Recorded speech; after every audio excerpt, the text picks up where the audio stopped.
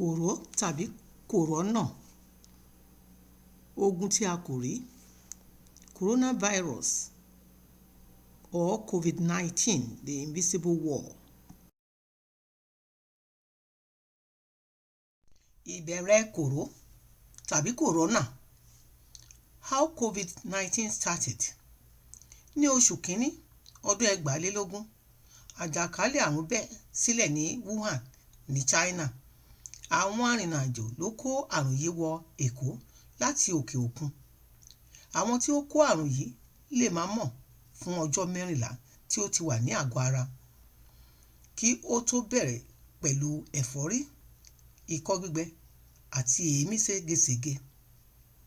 Bí ó bá pẹ́ lára, ó lè ba ẹ̀dọ̀fóró tàbí fùkúfùkù jẹ́, èyí tí ó lè fa ikú.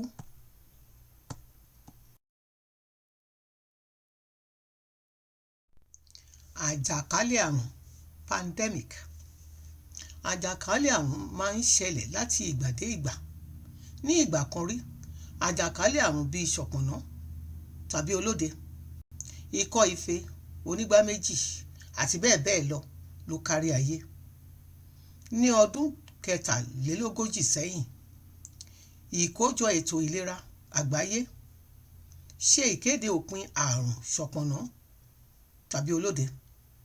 Ọ̀pọ̀lọpọ̀ àwọn àjàkálẹ̀ àrùn àgbáyé yìí kò jà ju ọdún kan lọ, nígbà tí àwọn àjàkálẹ̀ àrùn àgbáyé mìíràn ṣì wà títí di àsìkò yìí. Àrùn ikọ́ ife kò tíì tán pátápátá ní àgbáyé, nígbà tí àrùn onígbá méjì ti kásẹ̀ ní òkè òkun, ṣùgbọ́n kò tíì kásẹ̀ kúrò ní àwọn orílẹ̀-èdè mìíràn.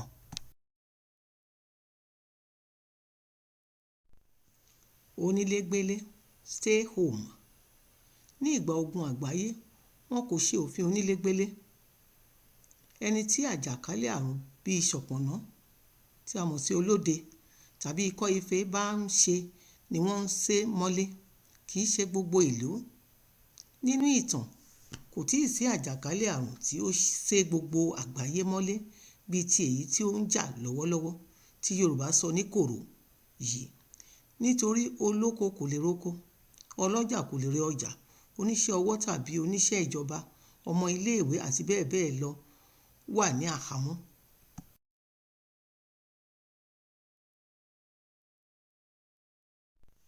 Àwọn onímọ̀ ìjìnlẹ̀ ṣe àkíyèsí pé inú afẹ́fẹ́ ni àrùn yìí ń gbé, ó sì ń tàn ní wéréwéré ní ibi tí ọ̀pọ̀ ènìyàn bá péjọ sí.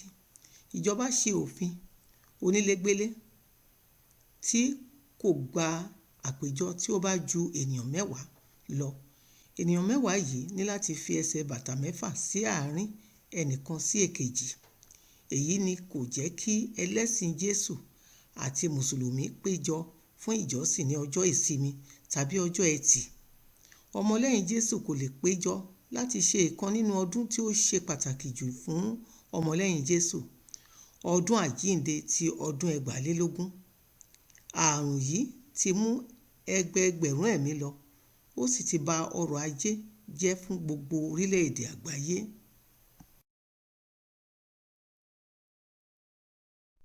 Ìṣọ́ra tí ó wúlò láti gbógun ti àrùn kòró. Some interventions for combating coronavirus. Àwọn onímọ̀ ìjìnlẹ̀, oníṣègùn àti àwọn alábòjútó aláìsàn ń ṣe iṣẹ́ ribiribi láti dojú ìjà kọ àrùn kòró.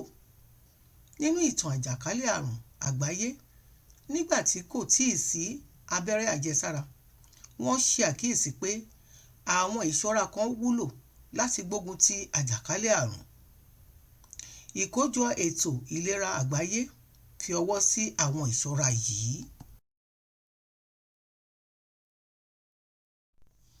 Ìṣọ́ra tí ìkójọ ètò ìlera àgbáyé fi ọwọ́ sí. Intervention approved by World Health Organization. Ànìkàngbé tàbí àdádó, isolation. Àhámọ́, quarantine. Ìmọ́tótó, personal hygiene such as regular washing of hands. Lílo egbòogi apakòkòrò, using disinfectant. onílégbélé àti dídín àpéjọ kù. Stay home and avoid large gathering. Bíbo imú àti ẹnu, wearing mask.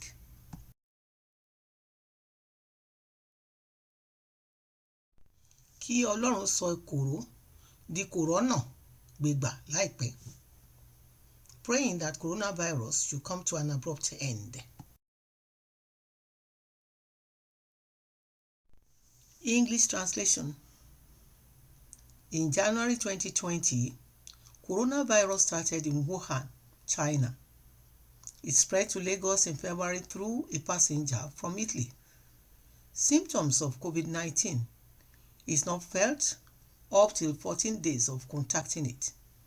Thereafter, manifesting as headache, dry cough, and irregular breathing. COVID-19 attacks the lungs, and this can lead to death. Pandemic is not new in the world, as it occurs from time to time. Smallpox, tuberculosis, cholera, etc. were once upon a time a pandemic ravaging the world. The World Health Organization declared the eradication of smallpox on December 9, 1979. Tuberculosis has not been completely eradicated, while cholera has been drastically contained in the developed world, with some cases still occurring in the developing world. There has never been in history, even during the World War, where a blanket stay-at-home order was enforced as during COVID-19. Only those affected by smallpox, tuberculosis, were in isolation, not the entire city. It has hindered free movement, which has affected trade, regular employment, schools, etc. Translation continues.